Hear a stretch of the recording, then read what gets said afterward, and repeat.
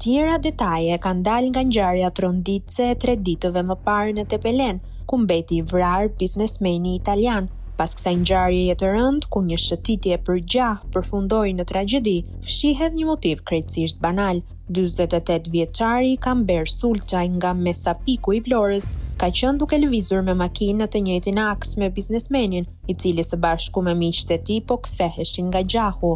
Dritat e gjata të Land Roverit të italianit krijuan shqetësim tek autori Sulçaj, çka bëri që mes tyre të niste një konflikt që degradoi në ofendime mes palëve. Pas këtij momenti, 48 vjeçari ka gjurmuar makinën e biznesmenit. Ai u ka zënë prit në zonën e njohur si qafa e Dilanit dhe ka hapur zjarr ndaj automjeteve. Pasagjerët kanë arritur të braktisin mjetet dhe të hidhen në kanal për t'i shpëtuar plumbave, por biznesmeni mbeti për rreth 40 minuta i bllokuar mes breshërisë, pamundur të lëvizte. Mjaftoi një plumb rikoshet që t'i merrte jetën.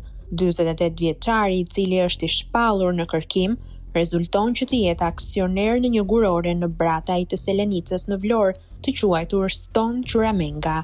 Në këtë gurore është aksioner me 25%, së bashku me babain e tij Delo Sulçaj, i cili ka 20% aksioneve, dhe vllai Akil Alia Sermal Sulçaj me 15% aksioneve. Kamber Sulçaj po ashtu posedon edhe një stan me bagëti.